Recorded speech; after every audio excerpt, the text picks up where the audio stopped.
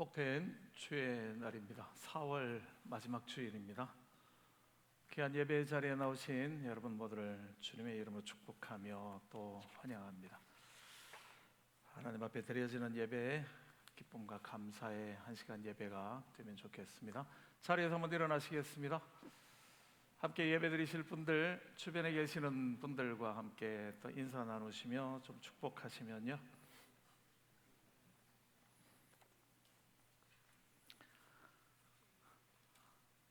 혹 몸이 불편하신 분들, 또 어르신들 자리에 앉으셔서 예배에 참여하셔도 좋겠습니다. 우리 함께 예배 드립니다.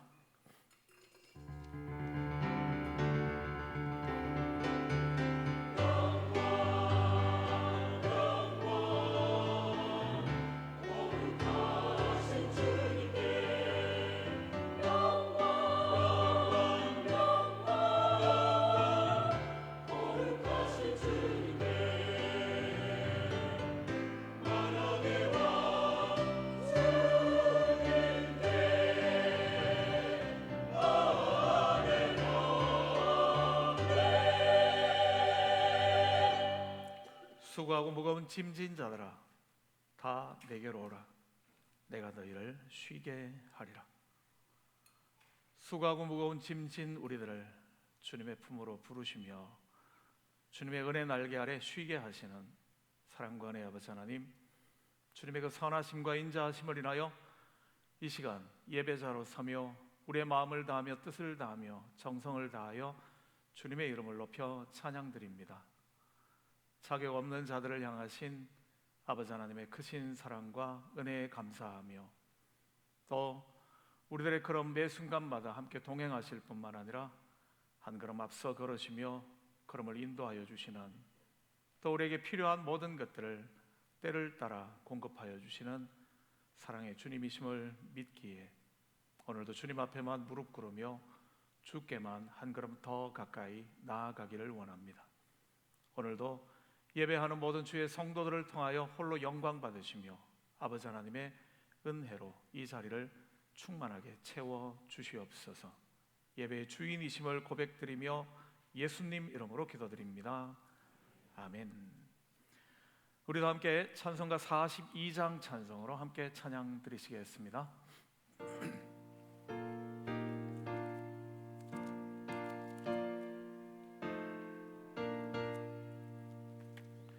거룩한 주님께 예배를 드리세.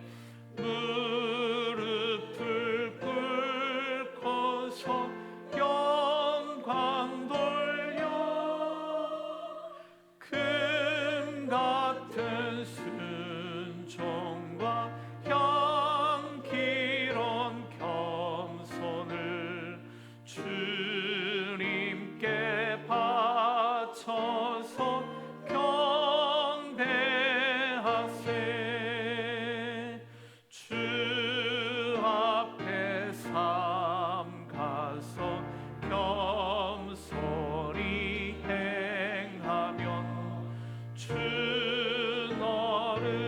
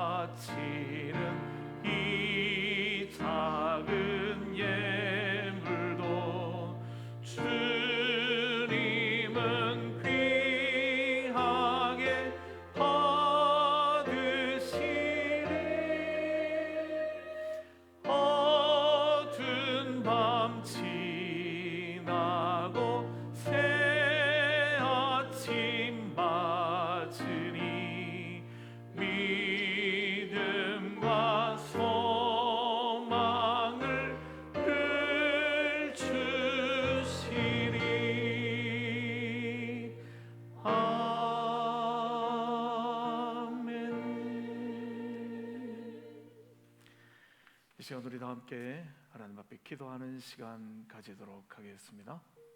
지난 한 주간 또 여기까지 4개월 동안 우리의 걸음을 지키고 인도해 주신 하나님의 은혜에 감사하는 감사의 기도로 나아가고요, 또 하나님 앞에 예배하는 자로 우리를 불러주셨는데 지나간 우리의 삶들을 돌아보며 하나님 앞에 그릇되거나 또 잘못되었던 부분들, 실수했던 부분들, 또 하나님의 말씀 가운데 제대로 거하지 못하였던 부분들을 깨닫게 하실 때에 고백하시며 또 용서하심을 구하시는 그러한 시간 되시기를 원합니다.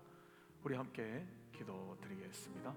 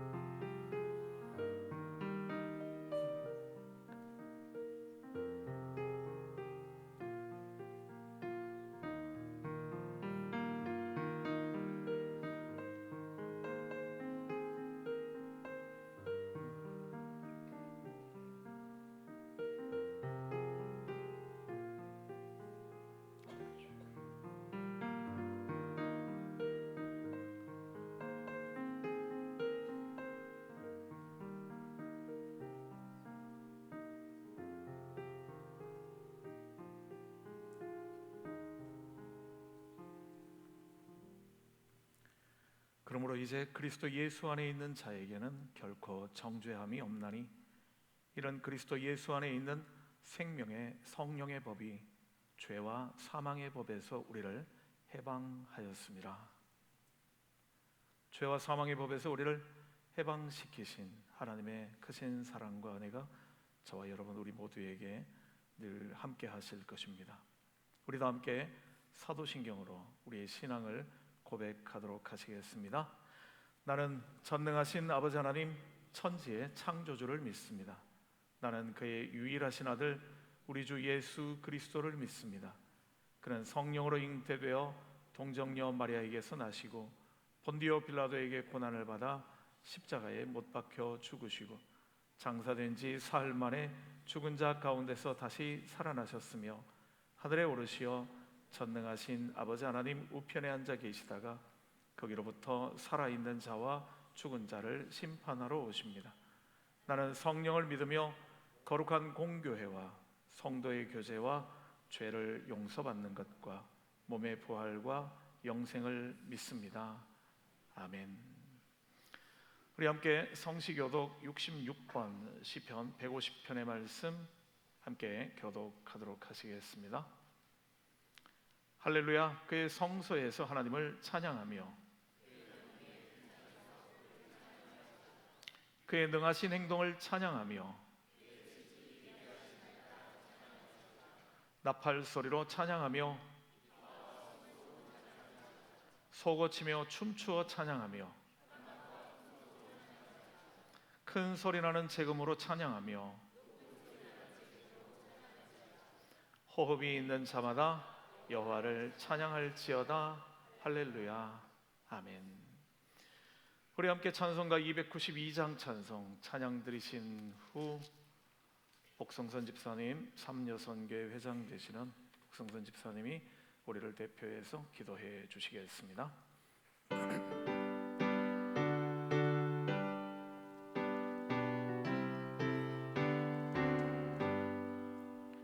주 없이 살 수 없네 죄인의 구주여 그 귀한 보배 피로 날 구속하소서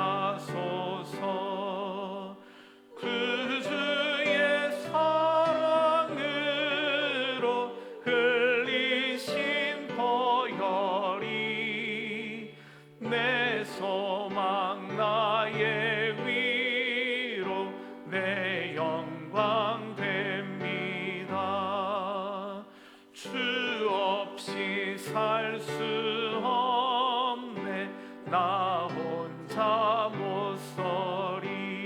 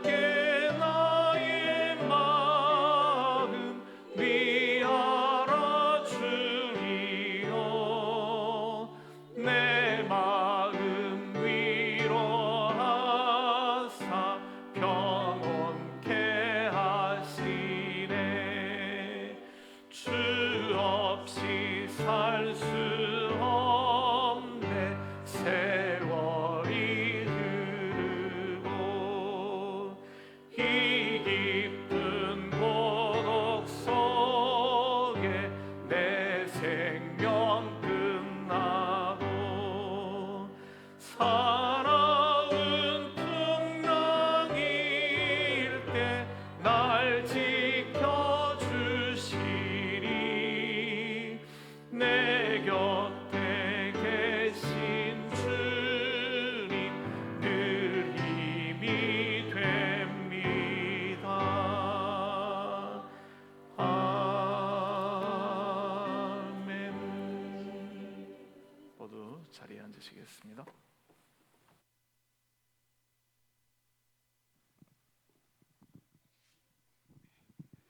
은혜와 사랑이 많으신 하나님 아버지, 참 감사합니다. 죄로 인해 죽을 수밖에 없었던 저희들을 위해 십자가에서 죽으시고 부활하셔서 우리에게 새 생명을 주신 주님 감사드립니다. 거룩한 주일, 하나님의 자녀들이 주의 성전에 모여 아버지께서 우리에게 베푸신 은혜를 기억하며 감사와 찬양을 올려드립니다.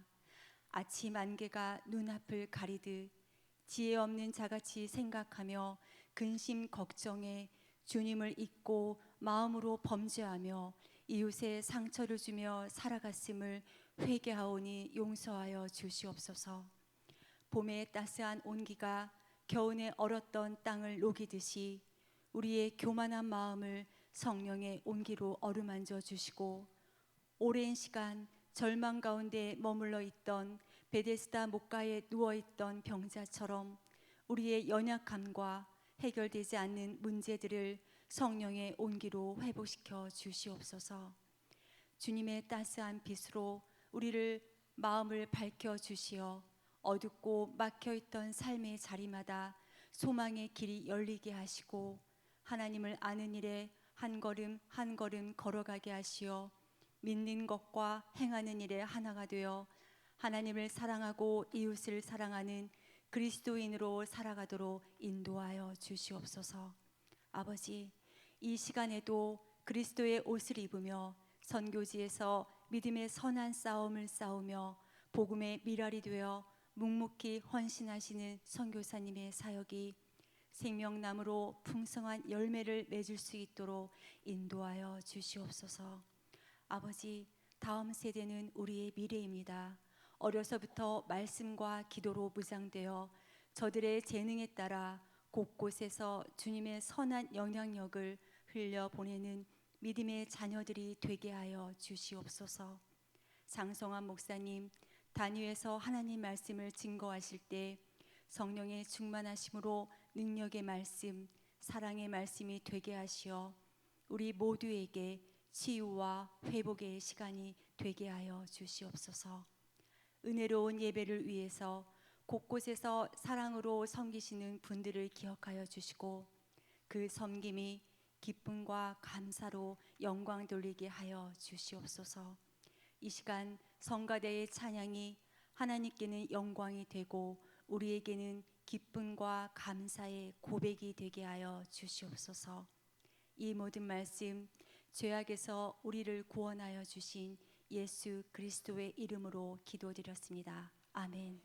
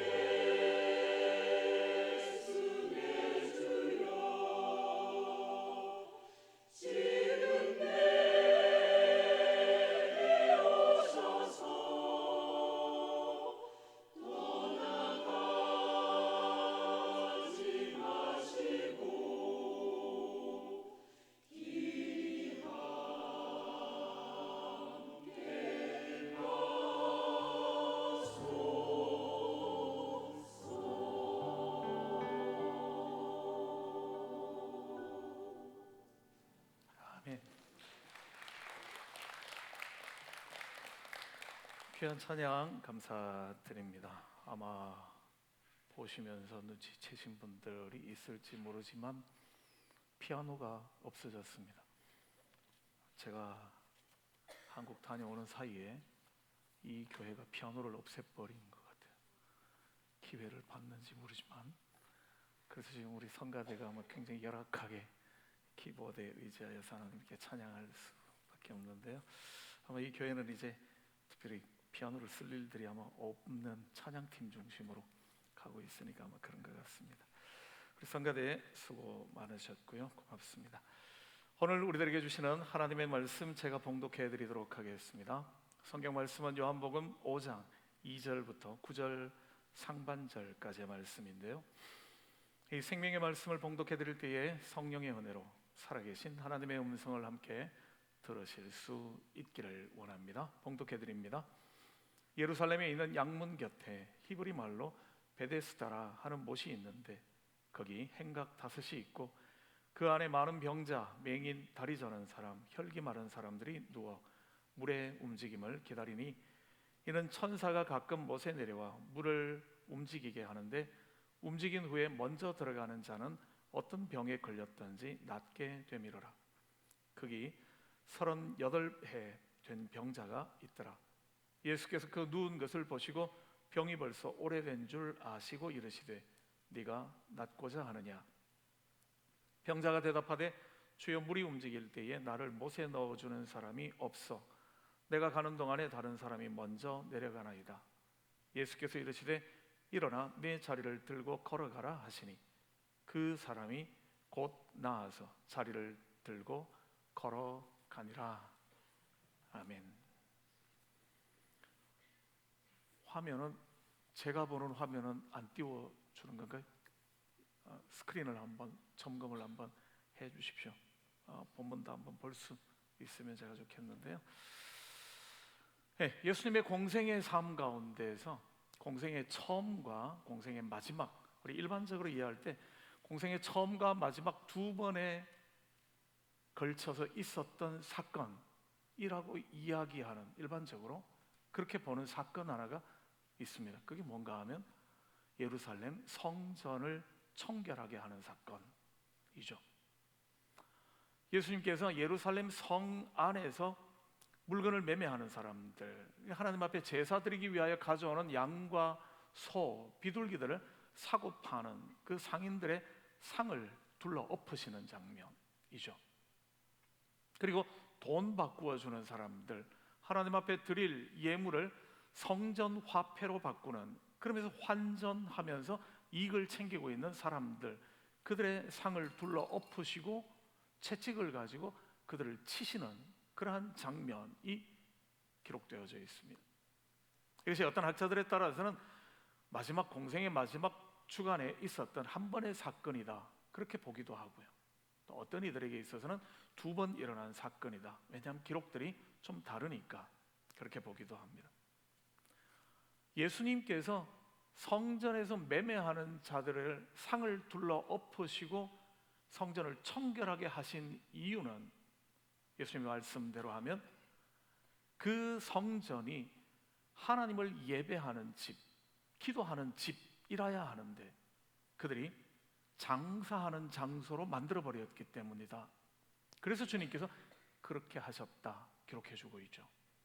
원래 의미가 성전은 하나님 앞에 제사하는 장소, 하나님의 음성을 듣는 장소, 하나님의 뜻을 분별하는 장소여야지만 하는데, 예배드리는 것은 뒷점이고 그 장소에서 서로 매매하며 이익을 챙겨내는데 급급한 장소로 바뀌어진 것을 봤을 때에, 그때 주님께서는 그 성전을 뒤집어 엎는 그런 일을 하셨다라는 거죠. 거룩한 장소가 인간의 욕망을 이루는 장소로 변질되었다, 그에 대한 분노였던 거죠. 오늘 읽어드렸던 본문의 사건도 그와 비슷한 사건 그렇습니다. 베데스다라는 연못에서 일어났던 일인데요, 이 베데스다라는 말의 의미는 자비의 집, 그런 의미거든요. 자비의 집, 왜 자비의 집이라고 불려졌는가 하면 이 연못이 가끔 한 번씩 천사가 내려와서 그 연못의 물을 움직이게 되면, 동하게 만들면, 그러면 그 물이 움직이는 것을 보고 제일 먼저 그 연못에 뛰어들어가는 사람, 그 사람은 어떤 병에 걸려 있든지 간에 그 병이 나았다, 그런 의미거든요. 아무리 오랜 병, 아니면 아무리 고질병, 아니면 죽을 수밖에 없는 병, 상관없었다라는 거죠. 그렇게 그 병에 걸린 사람들은 이곳에 모여와서 물이 동하기를 기다리게 되는 거죠. 회복의 은혜를 누릴 수 있게 되니까요. 그런 의미에서 자비의 집 그랬습니다. 자비의 집이기 때문에, 병을 고침받는 장소이기 때문에 얼마나 많은 사람들이 이스라엘로부터 왔겠는가 상상해 볼 수 있죠. 그런 기적을 기대하며 많은 사람들이 이 연못가에 모여 있게 되는 거거든요. 고고학적으로 밝혀진 대로 하면 가로 50m, 세로 100m 정도 되는 그러한 호수, 그러한 연못, 작지 않은, 그러나 그렇다고 뭐 그렇게 큰 것은 아닐 수 있는, 그리고 이 연못은 두 개로 나누어져 있습니다. 고고학적으로 보면 북쪽 연못과 남쪽 연못이 있는데, 이것이 수로와 수문을 통해서 연결되어져 있는 그런 구조로 됐다라는 거죠. 그럴 때에 이 연못을 가로 돌아가면서 행각이 4개가 만들어져 있고요, 북쪽과 남쪽 그 사이를 가로지르는 곳에 행각 하나가 있었다, 그렇게 이야기를 합니다. 이 행각이라는 말은 지붕은 있는데, 기둥은 있는데 벽은 없는, 마치 복도와 같은, 통로와 같은 그러한 곳, 이런 행각이 5개가 놓여 있었다라는 거죠. 거기에 많은 병자들이, 많은 환자들이 와서 물이 동하기를 기다리고 있는 그러한 모습이었습니다. 그리고 물을 동하게 하면, 천사가 내려와서 물을 동하게 하면 누구든지 자격 요건 따짐 없이 누가 제일 먼저 들어갔냐, 그 연못에, 그것 가지고 그의 병이 치유함 받았거든요. 그래서 자비의 집이었습니다. 근데 우리가 이제 이렇게 생각해 볼 수 있죠. 정말 자비의 집인가? 그렇죠. 병이 낫는다라는 의미에 있어서는 자비의 집 맞습니다. 그렇지만 어떻게 보면 자비의 집이라는 이름에 어울리지 않는 것 아닐까 생각해 볼 수 있죠. 제일 먼저 물에 뛰어들어간 한 사람에게는 자비의 집입니다. 그렇지만 그 나머지 사람들에게는요, 그곳은 어쩌면 치열한 경쟁이 있는 장소일지 모릅니다. 평상시에는 친구처럼 지내고, 평상시에는 사이좋게 지내다가도 물이 동하게 되어지면, 그러면 서로 먼저 들어가려고 다툴 수 있는 곳이니까요. 성경은 이렇게 이야기를 하는 거죠. 누구든지 먼저 들어가면, 그 말은 방법은 따지지 않았다라는 이야기도 됩니다. 앞에 가는 사람을 넘어뜨리고 들어가든지, 못 들어가게 방해하고 들어가든지, 어떻든지 간에 제일 먼저 들어간 사람 한 사람에게만 병 나음의 역사가 일어났다라는 거죠. 그렇다면 분명히 이름은 자비의 집이 맞는데, 냉정하게 살펴본다면 그곳이 자비의 집이라고 불러도 될까? 아니면 무자비한 집은 아닌가? 오히려 경쟁이 난무하게 되어지는 치열한 눈치봄이 있는 장소는 아닐까?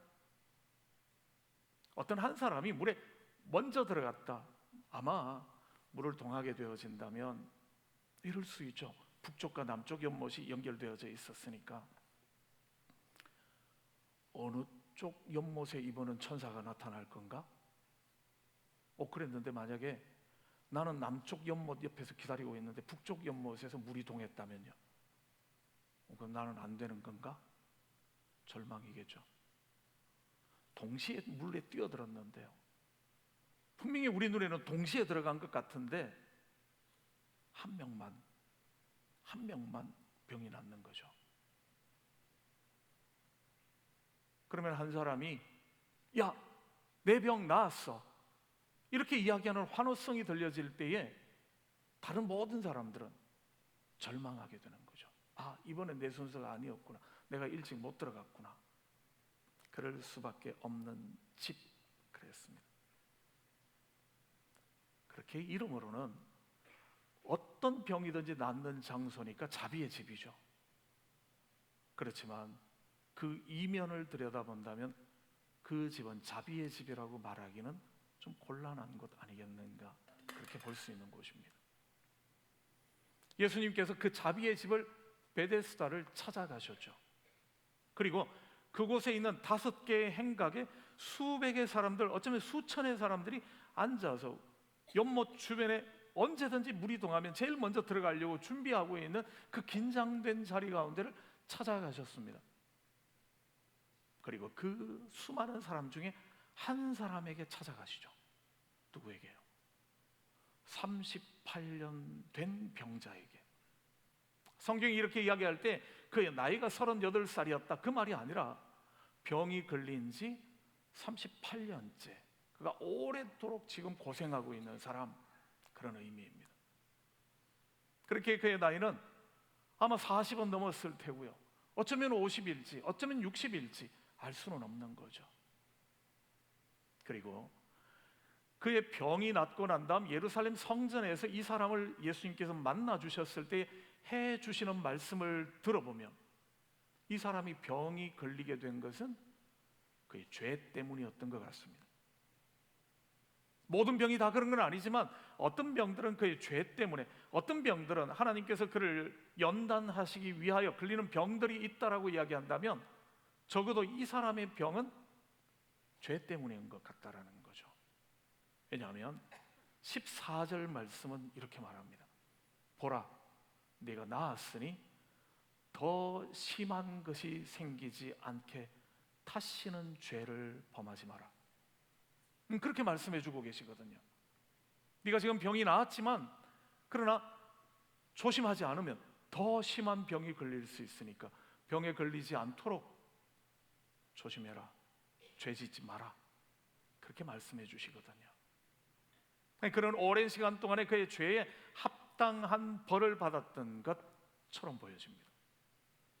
그런가 하면 이 사람 38년째 병으로 고생하고 있는 이 사람의 모습은 그는 1등으로 연못에 들어갈 능력이 없는 사람이죠. 본문을 보면 그렇죠. 지금까지도 못했지만 앞으로도 그게 있다고 해서 연못에 1등으로 들어갈 능력이 있는 사람인가? 그렇지는 못한 사람입니다. 왜냐하면 예수님께서 그를 찾아가서 만나 주셨을 때 그는 누워 있었다라고 이야기하거든요. 앉아 있기가 불편한 병을 가지고 있는 사람, 그럴 수 있는 거죠. 누워 있기 때문에요. 그 자리에서 주님을 지금 맞이하고 있기 때문에 그렇습니다. 그뿐만 아니라 7절 말씀에는 물이 동하게 되었을 때에 나를 못에 넣어줄 사람이 없습니다, 그렇게 이야기하거든요. 내가 열심히 뛰어갔는데 안 됐습니다, 그게 아니라 나는 내가 갈 만한 능력이 없는데 내가 가려고 애쓰며 가는 동안에 다른 사람이 먼저 들어가 버립니다. 나를 못에 넣어줄 사람이 없습니다. 그런 누군가의 도움이 필요한 사람인 거죠.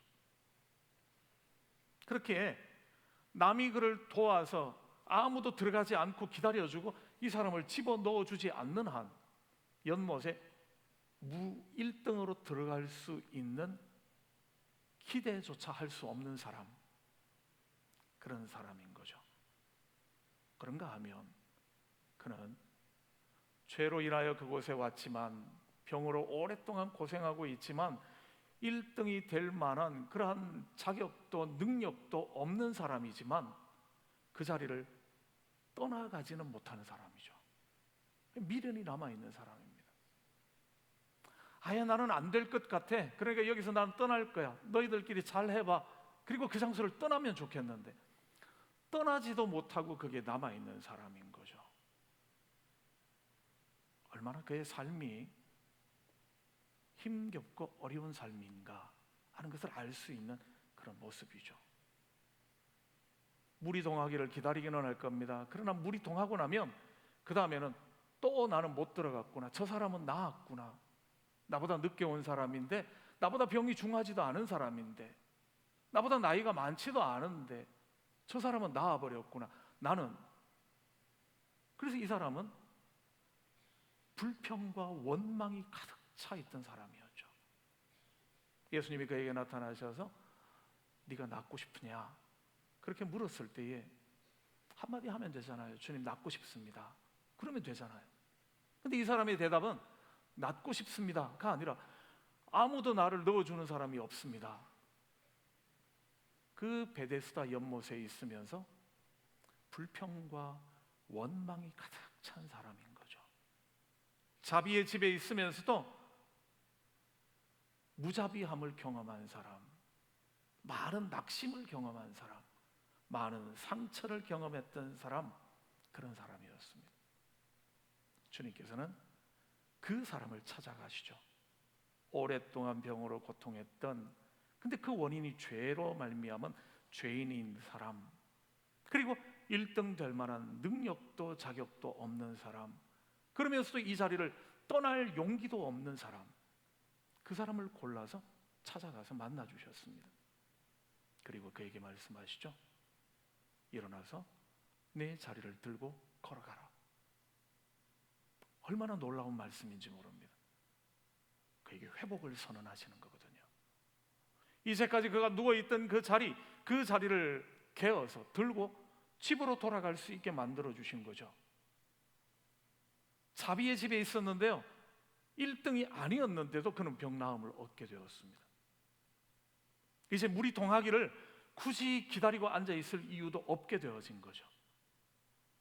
아마 그가 집을 떠나와서 이 베데스다 자비의 집 연못 주변에 얼마나 오랫동안 기거했었는지는 알 수 없지만, 그러나 그는 이제 자기 집으로 돌아가게 된 거죠.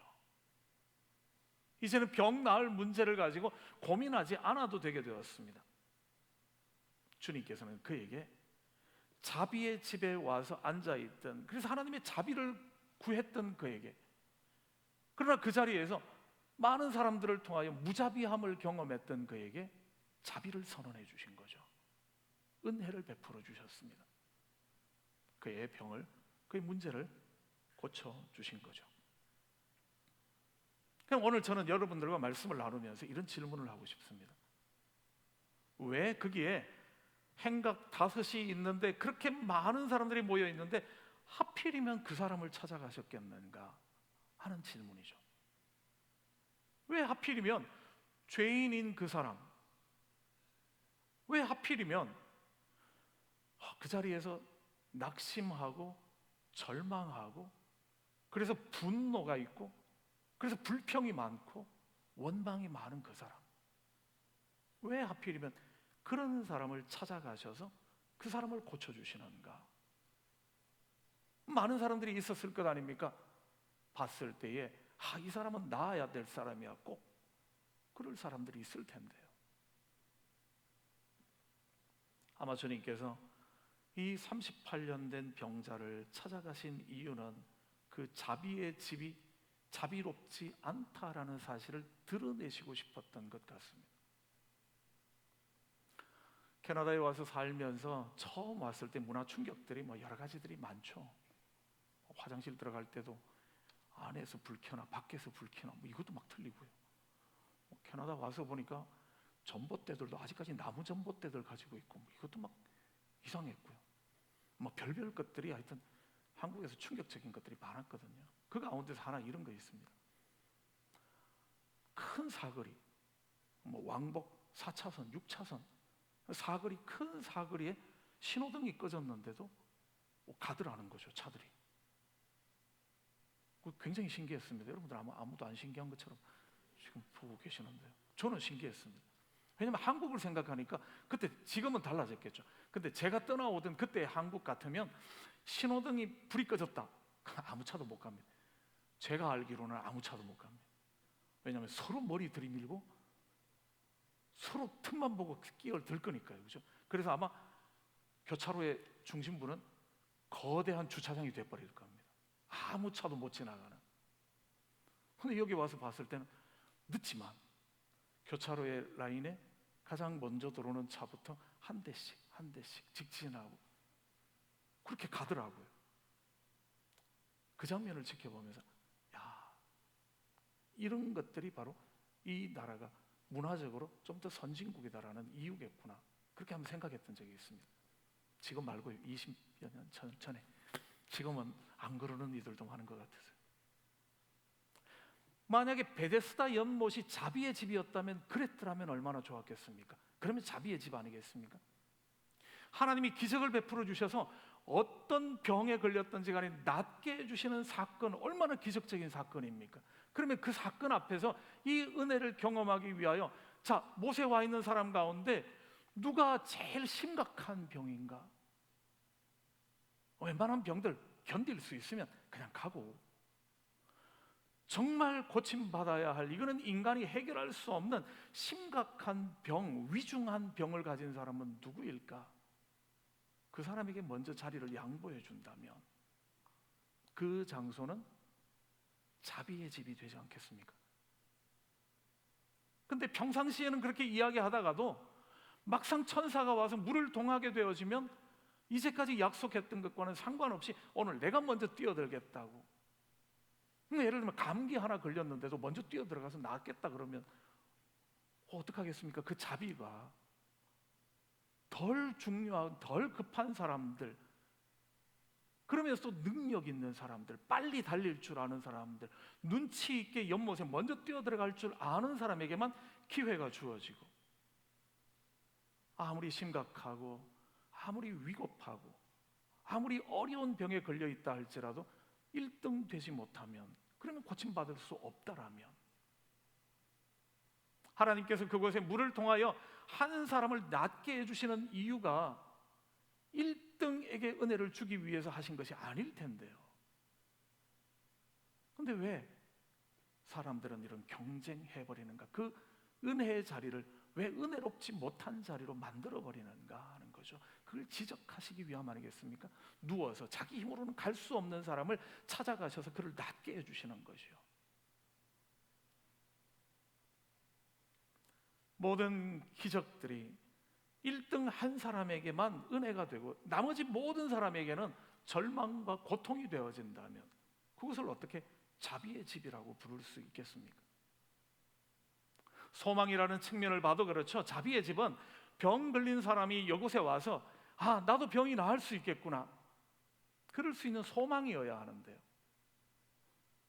이 38년 된 병자에게 있어서는 그곳은 소망이 없는 절망적인 장소죠. 나는 아무리 있어도 병 나을 수 없구나. 그런데 여기를 떠나지는 못하는구나. 그러면서 마음 가운데 불평과 원망이, 아니 물이 동하지 않을 때는 당신이 38년 동안 고생했다고요? 이번에는 당신 차례 합시다. 평상시에는 그랬을지 모르죠. 그래 놓고도 막상 물이 동하니까 그런 약속 어디 있습니까? 다 제끼고 서로 먼저 가는 사람들, 그 사람들 속에서 아무도 나를 못에 넣어주는 사람이 없습니다. 물이 동할 때는 사람들이 다 자기중심적이었습니다. 내게 그게 깊은 상처가 되었습니다. 아픔입니다. 그 소리 아니겠습니까? 주님께서는 바로 그런 사람에게 하나님의 자비가 필요하다 하는 사실을 지금 보여주시는 거죠. 더 중요한 질문 하나 던져보면요, 베데스다 연못에 38년 되었던 그 병자, 그 병자는 고침받고 난 다음 예수 믿었을까요? 거수로 할까요? 믿었다 안 믿었다? 요한복음 9장의 말씀에 보면 나면서부터 맹인이었던 사람이 있었습니다. 그도 베데스다 연못의 사람처럼 예수님을 찾아가서 고쳐주십시오 그랬던 게 아니라, 그가 길거리에 있는데 길 가시던 주님께서 그를 보시고 그를 불쌍히 여기셔서 침을 진흙에 뱉어서 이겨가지고 그의 눈에 발라주시죠. 그리고는 실로암 연못에 가서 씻어라, 그 말씀 듣고 갔다가 눈이 깨끗하게 나음 입은 사건을 이야기해주고 있습니다. 그도 주님을 찾아 나온 사람이 아니라 주님께서 그에게 찾아가셨던 사람이죠. 그런데 그가 병 낫고 난 다음, 눈을 다 보게 되고 난 다음 유태인들이 그에게 가서 묻습니다. 너를 고쳐준 사람이 누구냐? 왜 그렇게 물었는가 하면 그날이 안식일이었기 때문에요. 아니 도대체 누군데 안식일에 일해서는 안 되는데 안식일에 왜 병을 고쳐주고 이러냐? 그리고 너는 안식일에 왜 가서 눈을 씻고 그래서 낫고 그러느냐? 이거는 이제 안식일 규례 때문에 예수님을 올무에 걸려고 하는 거거든요. 그를 비난하는, 그러기 위해서 하는 질문이거든요. 이 질문을 나면서부터 맹인되었던 사람이 받았을 때에 그는 그렇게 말합니다. 이 사람이 하나님께로부터 오지 않았다면 이런 놀라운 일을 할 수 없었을 겁니다. 이런 이야기를 들려주죠. 그 말은 예수님 그분이 내 눈을 고쳐준 것 보니까 그는 하나님께로부터 오신 분이 분명합니다. 이런 고백이 되는 거죠. 여러분들이 그 사람을 잡아서 왜 안식일 규례를 지키지 않냐라고 따지고 싶어 하는 거지만, 그런 나는 볼 때 그분은 하나님께로부터 온 분이 맞습니다. 지금 그 고백을 하는 거죠. 9장을 보면 이런 이야기까지 나옵니다. 그의 부모에게 당신의 아들에게 일어난 일이 무엇이냐 물었더니만 부모가 대답을 안 합니다. 이유는 유태인들이 예수에 대하여 좋은 소리 하는 사람은 출교시키기로 이미 결정한 걸 알았기 때문에요. 예수님에 대하여 그분이 하나님께로부터 왔다라든지 그분은 선지자 같습니다, 그런 나의 구원자입니다, 이런 소리 하는 것은 지금 유태인들 공동체에서 출교당할 이야기니까요. 그래서 그 부모들은 그 사람이 다 컸으니까 우리한테 묻지 말고 걔한테 물어보십시오, 이러고 말을 흐려버리는 거죠. 그 사실을 다 알면서도 이 맹인은 이야기를 합니다. 그가 하나님께로부터 온 사람입니다, 이렇게 이야기하는 거죠. 베데스다 연못에서 고침받은 사람은요, 그가 고침받고 난 다음 유태인들이 똑같이 그에게 묻습니다. 누가 너를 이렇게 고쳐주었냐? 왜냐하면 그날도 안식일이었거든요. 이 사람은 마음에 부담감을 가졌던 거죠. 성전에서 예수님께서 그를 만나 주시고 난 다음 그가 예수님이라는 사실을 알았습니다.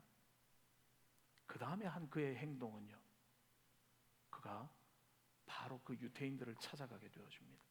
그리고 가서 나를 고쳐준 사람은 예수다, 이렇게 이야기를 했다라고 성경이 기록하죠.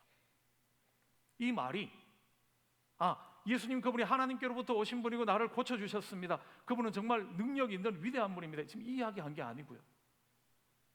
많은 학자들은 그 말의 뉘앙스를 가지고 그는 지금 유태인들에게 내가 안식일에 자리를 들고 걸어갔던 것, 그게 안식일을 어기는 거라는 그들의 질책을 면하기 위하여 예수님을 지금 밀고 하는 거로 이야기를 합니다.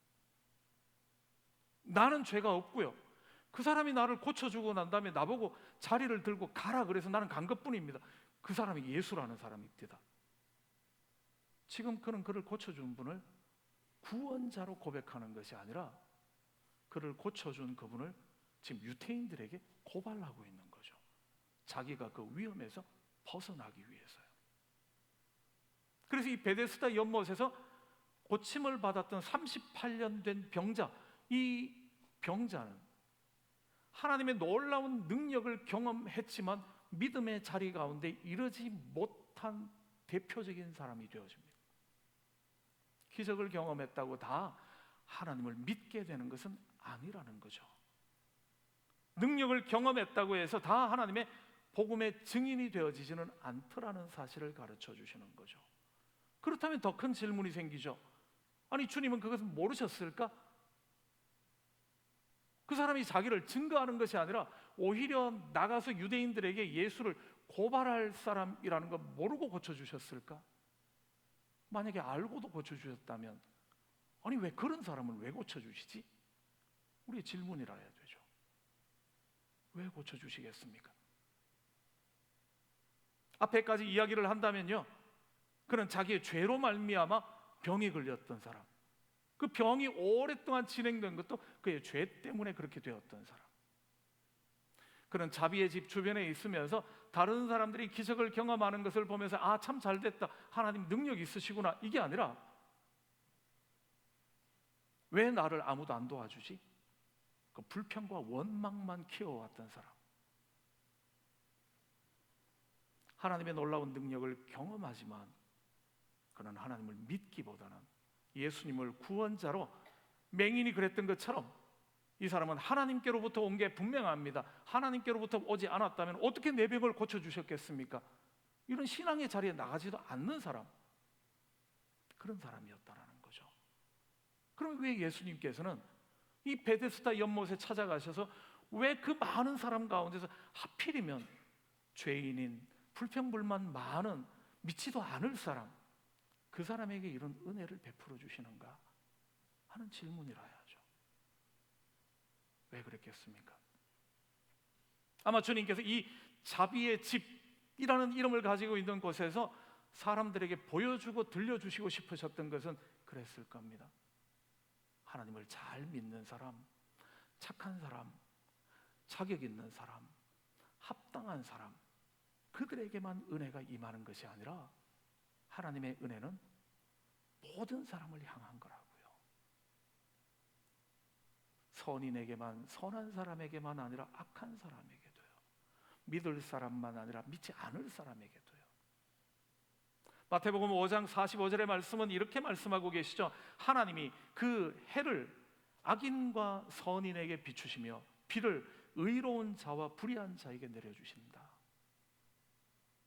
하나님께서 오늘 햇볕을 하나님을 잘 믿을 사람에게만 햇볕을 쨍쨍 내려주시고 다른 사람은 구름을 덮어가지고 햇빛을 못 보게 만들어 버리시는 그런 하나님 아니시라고 이야기하는 거죠.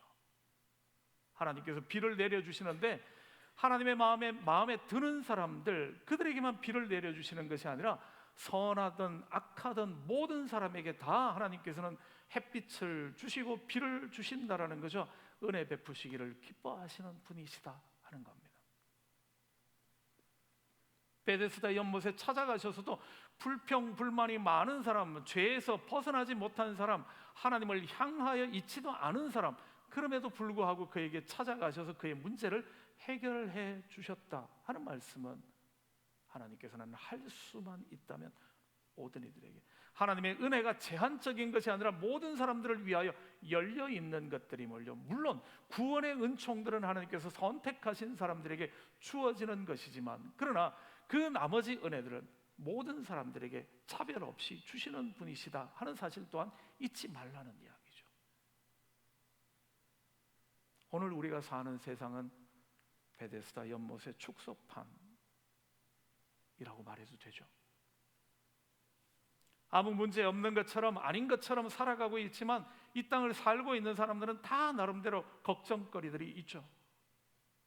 어른들이 볼 때는 무슨 학생들은 무슨 고민거리가 있을까 그러지만 학생들은 또 학생들 나름대로 사느냐 죽느냐 그것이 문제로다, 늘 그런 문제들이 있는 거죠. 각자 나름대로 다 고민거리들이 있죠. 심각한 질문들을 가지고 살아갑니다. 그게 때로 경제적인 문제일 수도 있고요, 관계의 문제일 수도 있고요, 또는 자신의 욕망의 문제일 수도 있지만요, 모두가 문제를 가지고 살아가는 세상, 우리가 살아가는 세상이죠. 마치 베데스다 연못에 모여있던 수많은 병자들처럼요. 베데스다 연못과 우리의 사는 세상이 닮았다라는 이유는 오직 1등만 모든 베네핏을 독점한다라는 것이 또 닮았다라는 거죠. 그렇지 않습니까? 요즘 많이 달라지는지는 모르지만요, 공부 제일 잘하는 사람에게는 길이 열려지지만 1등을 제외한 많은 사람들에게는 별로 그렇지 않죠. 한때 트롯 열풍이 막 불었잖아요, 그죠? 제가 보면서 왜 1등한테 모든 상금과 상품을 다 몰아주지? 저는 사실 이해가 안 됐거든요. 아니, 예를 들면 1등한테 3억을 줬다 치십시다. 그러면 1등한테만 3억 주지 말고 1등은 한 1억 주고 2등은 한 5천만 원 주고 3등은 한 3천만 원 주고, 저 같으면 그랬으면 좋겠는데 1등만 딱 주고 나머지는 왜 없더라고요. 상품들도 그렇고요. 왜 이렇게 하지? 그러니까 목숨 걸고 1등 하려고 하는 거죠. 마치 베데스다 연못에서 물이 동할 때 제일 먼저 1등으로 들어간 사람, 그게 손가락 하나 차이였다 할지라도 제일 먼저 물에 닿은 사람에게만 은혜가 임했던 거죠. 병이 나았던 겁니다. 그의 모든 문제가 해결되었던 거죠. 이 세상이 참 그런 세상 같죠. 올림픽에서도 금메달 딴 사람은 기억하지만 은메달부터는 누가 땄는지 말았는지 기억도 안 나는 거죠. 그래서 옛날에 어떤 개그맨 한 사람이 그런 소리 했습니다. 1등만 기억하는 이 더러운 세상. 이렇게. 이 세상은 1등만 기억하는 더러운 세상이라는 거죠. 그 말이 얼마나 우리의 사회를 제대로 짚어낸 이야기인지 모릅니다. 그래서 모두가 다 1등 하려고 하는 거죠. 자식들에게도 1등만 강요하는 거죠. 1등만 살아남는 것을 봤기 때문에요. 그래서 베데스다는 자비의 집 같이 말한 무한 경쟁의 자리가 되어지죠. 한 명이 성공해서 모든 부를 독점하게 되어질 때 수많은 사람들은 절망하고 낙심하게 되어지는 것. 그렇습니다. 교회는 어떻죠? 교회는 베데스다입니까? 그렇죠. 교회는 분명 베데스다입니다. 하나님의 자비의 집이죠. 하나님의 은혜가 넘쳐나는 것. 그렇습니다. 우리를 향하신 하나님의 십자가의 사랑을 경험하게 되어지고 그 은혜로 우리의 모든 짐들을, 무거운 짐들을 해결 안 받게 되어지는 은혜의 집이 분명하죠. 또 그래야지만 합니다.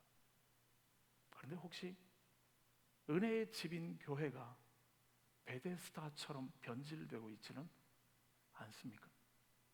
교회 안에도 신앙생활을 하면서도 1등만 대접받게 되어지는, 1등만 기억하게 되어지는, 그가 모든 은혜를 독점하는 것처럼 보여지는 그러한 장소가 되고 있지는 않은가 하는 거죠. 우리로 말하자면 믿음 좋은 사람, 순종 잘하는 사람, 착한 사람, 우리가 가지고 있는 여러 가지 기준들을 가지고 그 기준에 합한 1등으로 연못에 들어온 사람, 그 사람에게는 많은 교회가 인정해주고 칭찬해주고 축복해주고 하는 것들이 있지만 그 나머지 사람들에게는요, 혹시 교회가 1등 이외의 다른 사람들에게는 고통의 자리 또는 절망의 자리, 원망과 섭섭함의 자리가 되어버리고 있다면 주님께서 베데스다 연못에서 38년 된 병자를 찾아주신 이유는 그것은 하나님께서 원하시는 것이 아니다라는 사실을 가르쳐 주시기 위함 아니겠습니까? 38년 된 병자가 주님 앞에 고침받을 만한 자격, 건수가 아무것도 없는 사람이라고 이야기해도 되지 않겠습니까? 죄를 고백하지도 않고 죄를 뉘우치지도 않고 죄 때문에 심각한 병으로 고생하고 있는, 은혜의 자리에 있으면서도 불평과 원망이 가득한 사람, 하나님의 은혜를 경험하고 난 다음에도 하나님 앞에 믿음의 사람으로 나가기보다는 오히려 예수님을 고발하고 예수님을 핍박받게 만드는 사람, 그런 사람에게 엿부로 찾아가셔서 그를 고쳐주셨다라는 사실이 오늘 저와 여러분들에게 어떤 느낌으로 다가오는가를 한번 확인하셔야 될 것 같습니다. 솔직히 설교자로서 많은 부분 설교를 할 때 사실은 이제 선포하는 설교죠. 하지만 이번 주간의 말씀을 준비하면서는 좀 많이 불편함과 부담감들을 가질 수밖에 없는 본문이었습니다. 처음 시작할 때 본문은 그렇게 보여지지 않았는데요, 말씀을 묵상하는 가운데서 제게 다가왔던 내용들이 그렇습니다. 혹시 나는 교회 리더십으로서 또는 우리 교회는 진리를 지킨다 또는 교회 공동체의 유익을 위한다 라는 명분 가지고서 때로는 1등들에만 관심을 가지고 있던, 자비의 집을 무자비한 집으로 만드는 일에 혹시 우리는 일조하고 있었던 것은 아닌가 하는 그런 생각들이에요. 그게 좀 불편함이 되었습니다. 하나님의 교회는 분명히 자비의 집이라야 하는데, 그래서 하나님의 은혜가 선포되어지게 될 때에 모든 사람들에게 기쁨이 되고 감사가 되고 그가 고침받는 것이 우리 모두의 자랑거리가 되어져야 할 텐데, 여기서도 경쟁 관계가 되어지며 서로 누가 여기에서 더 큰 힘을 과시하고 더 많은 것들의 베니핏을 누리는가 하는 장소로 만약에 변질되어져서 자비함이 사라져 버린다면 주님께서는 옆으로 우리 보라는 듯이 우리 안에 있는 정말 자격 없는 한 사람을 찾아가셔서 그를 고쳐주시면서 자비의 집은 이래야 하는 거다라고 말씀하시는 것 아닌가 들려지는 부분이라는 거죠. 그렇게 조금 불편함으로 봤던 오늘 메시지를 전하면서도 되게 부담감이 좀 있는 그러한 본문이기도 합니다. 그러나 우리가 귀담아 들어야 할 말씀이기는 하죠. 진리를 지키는 일을 포기할 수는 없습니다. 공동체 전체의 유익을 위하는 길을 결코 이것 때문에 흔들려서는 안 되는 거죠. 그렇지만 또한 자비의 집에 자비를 지켜나가는 하나님의 사랑을 모든 사람들에게 전할 수 있도록 몸부림치고 애쓰는 공동체여야 한다 하는 주님의 음성 또한 분명히 우리가 귀담아 들어야 할 말씀이기 때문에 베데스다는 자비의 집입니다. 그 자비의 집이 무자비한 집이 되지 않도록 주님 안에서 자비로운 집으로 다시 회복하는데 귀하게 쓰임받는 저와 여러분 하나님의 백성들 런던 한인 장로교회 성도들의 삶이 되시기를 주님의 이름으로 축복합니다. 기도드리겠습니다. 좋으신 아버지 하나님, 우리를 향하신 주님의 말씀을 귀 기울여 듣습니다.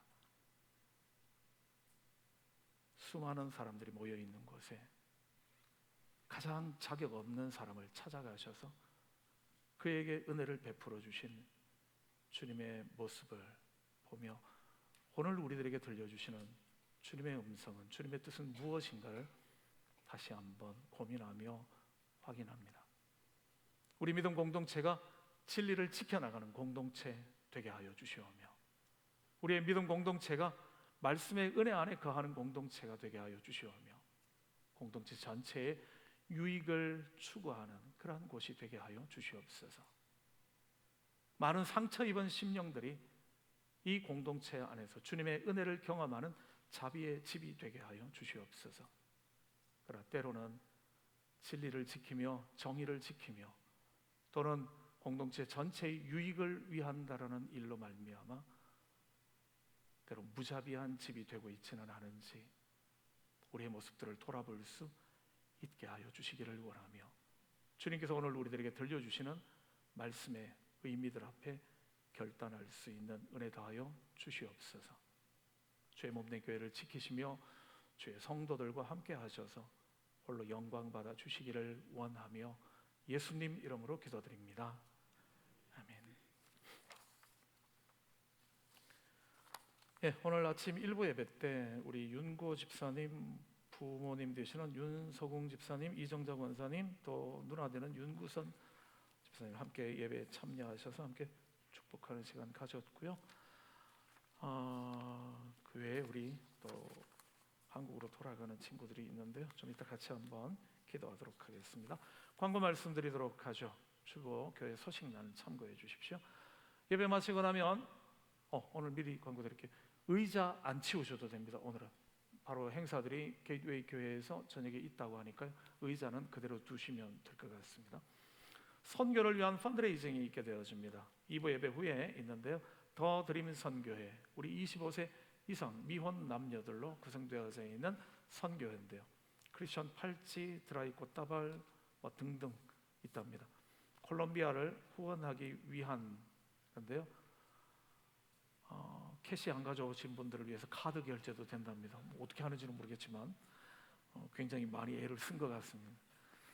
더 드림 선교회가 그렇고요. 6.25 선교회가 피자 또는 음료 판매한다고 합니다. 탄자니아 후원을 위해서 준비했다고 하니까요. 여러분들이 마치고 난 다음 선교회들의 선교를 위한 펀드레이징에 많이 함께 후원해 주시고 관심 가져주시면 고맙겠습니다.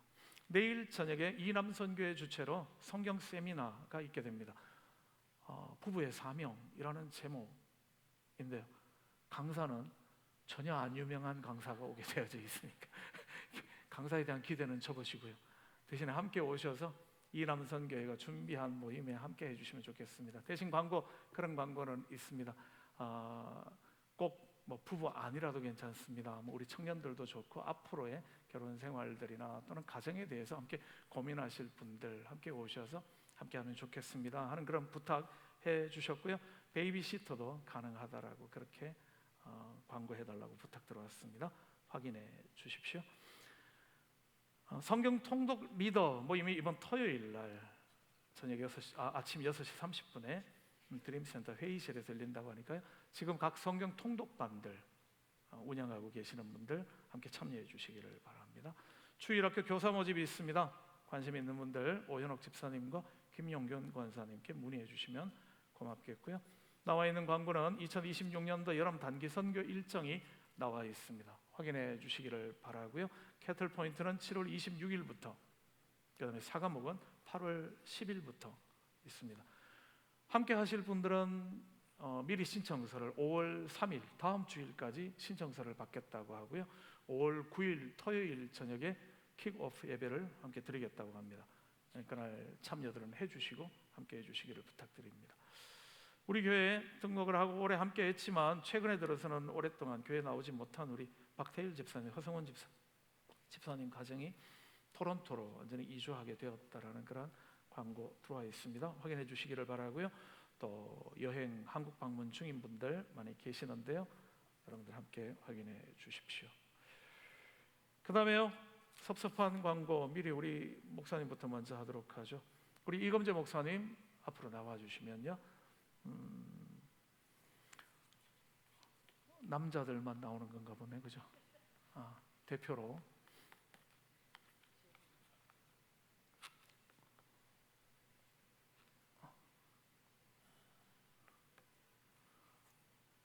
자고 있나 보다, 그죠? 안 자는데. 네. 유나는 어디 있는 거예요? 일단 뭐 가는 거는 이금재 목사님만 지금 다음 주 월요일, 화요일 한국 들어간다라고 이야기 들었고요. 유나도 계속 토론토 대학으로 되었기 때문에 아마 가게 될 것 같고요. 아마 당분간들은 그래도 다른 가족들은 아마 있게 되지 않을까 합니다. 그러나 인사는 전체 같이 그래도 인사하는 게 좋을 것 같아서요. 기록 보니까 2014년도 우리 교회 와서 등록을 했고요. 독특한 이력을 가진, 물론 한 분 더 계시지만 우리 윤상근 목사님처럼 우리 이금재 목사님 가정도 우리 교회 집사로 등록을 해서 그 다음에 신학교 가서 우리 교회 전도사로 섬기고 작년 9월 달 우리 해외 한인 장로교단에 가입하고 난 다음 9월 노회에서 목사로 안수를 받게 되어서 교회 안에 남자로서 해볼 수 있는 직접, 안수 집사는 안 해봤구나, 장로도 안 해봤고, 그죠? 네, 집사와 전도사, 목사의 과정들을 거치면서 교회 지난 12년 동안 열심히 잘 또 섬겨주셨습니다. 이제 또 앞으로 계획들이 있어서 한국으로 본인은 먼저 들어가게 된다고 이야기를 하셨고 아마 가족들도 또 한국으로 들어갈 계획들을 가지고 있는 것 같은데요. 여러분들이 함께 또 기억하시고 앞으로 좋은 소식들 전하고 받을 수 있도록 위해서 축복해 주시고 기도해 주시면 고맙겠습니다. 제가 한번 기도드릴까요? 사랑의 아버지 하나님, 고맙습니다. 주님의 은혜 안에 지난 12년 시간 동안 주의 몸된 교회에 충성되이 또 열심을 다하여 섬겨왔던 우리 이금재 목사님 가정, 또 주님의 선하신 인도하심 가운데 새로운 사역의 발걸음들을 내딛게 되어집니다. 여기까지 인도하신 주님, 또 앞으로도 함께 하시며 한 걸음 앞서 가시며 필요한 모든 것들을 준비하여 주시기를 원하며 아버지 하나님의 때를 따라 돕는 은혜로 부족함이 없는 그러한 은혜들을 늘 경험케 하여 주시옵소서. 아버지 하나님께서 귀한 가정을 통하여 지금까지도 영광 받아주신 것처럼 앞으로의 모든 과정들 속에서도 함께 하시며 전하고 받는 소식들이 기쁨과 감사의 소식들이 될 수 있도록 은혜 베풀어 주시옵소서. 함께 하신 주님 감사드리며 예수님 이름으로 기도드립니다. 아멘. 꽃다발이 있다고요? 우리 연년주일학교에서 대표가 끌려 나오는 것 같긴 한데 연년주일학교 대표로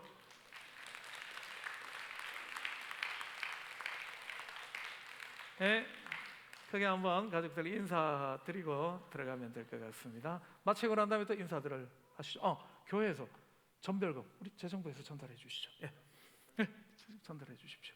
예, 그동안 또 수고하신 거 우리 교회에서 전별금으로 전달해 드립니다. 예, 크게 한번 인사드리고 들어가도록 하겠습니다.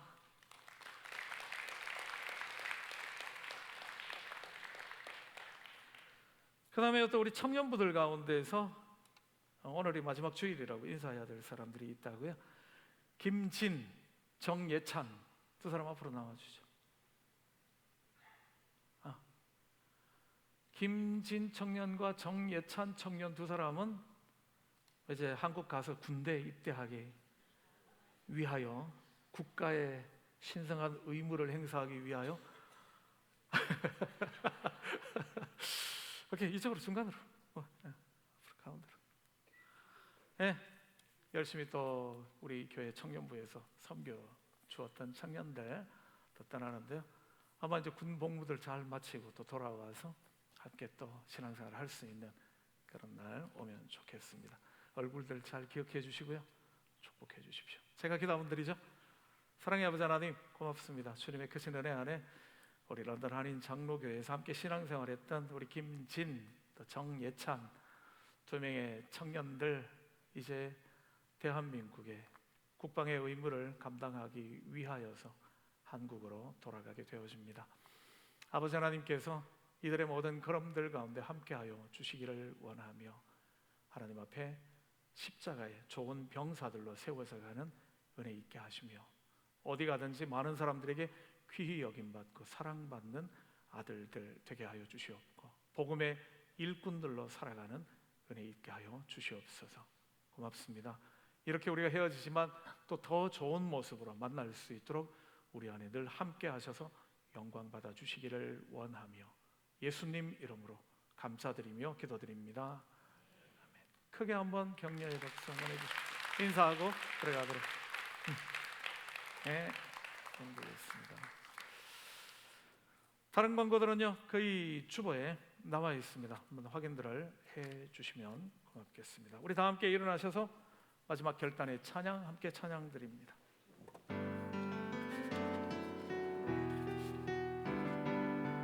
저는 악보가 없는데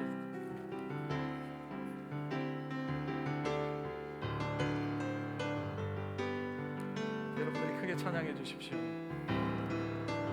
우리는 주의 움직이는 교회, 이곳은 주님을 위한 자리, 내가 기도하는 모든 땅 위에서 하나님 예배 받을 그날을 고대하네. 나의 노래로 주님의 성전을 지으리, 높임을 받으소서. 이스라엘의 찬송 중 거하신 주님은 거룩하십니다.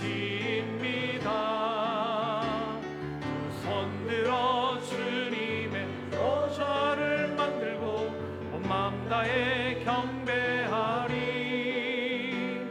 구름 날개 사이에 임하신 것처럼 내 위에 임하소서. 하나님, 우리가 이곳에 섰으니 이 땅을 치유하소서. 하나님, 우리가 어디에 있든지 주를 높이리다. 열방들아 주님을 송축할지어다. 그 발 아래 입 맞추라. 영원한 통치자 주 예수 그리스도, 그는 위대하신 왕. 우리는 주의 움직이는 교회, 이곳은 주님을 위한 자리, 내가 기도하는 모든 땅 위에서 하나님 예배 받을 그날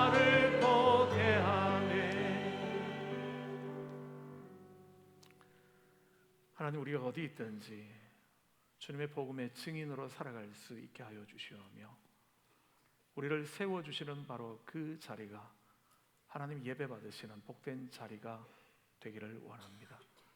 아버지 하나님께서 우리 안에 역사하시며 주의 은혜로 늘 함께하여 주시옵소서. 오늘도 아버지 하나님 앞에 예배드리러 나오며 우리들에게 허락하신 것들 가운데 거룩하게 구별하여 예물로 올려드립니다. 기쁘게 흠양하여 주시기를 원하며, 주님 약속하신 대로 하나님의 나의 주인 되심을 고백하며 예물을 드리는 이들에게 부족함이 없는 일용할 양식들로 늘 채워주시기를 원하며, 때에 맞는 때에 합당한 은혜로 함께하여 주시옵소서. 드려진 예물이 쓰여지는 곳 가운데 함께하여 주시기를 원하며, 주님의 뜻이 이루어지며 하나님의 나라가 견고하게 세워져 가는 그런 역사 있게 하여 주시옵소서. 오늘도 우리를 부르셔서 복된 은혜의 자리 가운데 서게 하심을 인하여 감사드립니다. 우리가 거하는 모든 것들을 은혜의 집이 되게 만들어 나갈 수 있는 주의 십자가의 용사들 되게 하여 주시옵소서. 먼 길 출타 중인 성도들 가고 오는 발걸음들 지키시며, 또 육신의 질병으로 인하여 이곳에 나오지 못하며 하나님의 전을 사모하며 있는 곳에서 예배하는 모든 성도들에게 그 자리를 떨치고 일어설 수 있는 은혜 더하여 주시옵고, 주의 능력으로 새롭게 하여 주시옵소서. 오늘도 우리의 보이지 않는 앞길들, 더 두렵고 염려되는 여러 가지 문제들로 인하여 힘겨워하는 성도들의 부르짖는 기도에 귀 기울여 응답하여 주시기를 원하며, 오늘도 자격 없는 자들에게 찾아오시는 주님의 그 크신 사랑과 은혜를 경험하는 믿음의 용사들 다 되게 도와 주시옵소서. 길이요 진리요 생명 되시는 우리 구주 예수 그리스도의 무한하신 은혜와 아버지 하나님의 그 크신 사랑하심과 성령님의 교통하시며 늘 함께 하시는 귀한 은혜가 오늘도 우리를 향하신 주님의 뜻을 분별하며 주님 허락하신 자비의 집을 무자비한 집이 아닌 자비의 집으로 다시 회복시키며 지켜나가기를 다짐하며 머리 숙인 주의 성도들 위해 이들의 가정과 생업 가운데 이제로부터 영원토록 함께 하시기를 간절히 축원하옵나이다. 아멘.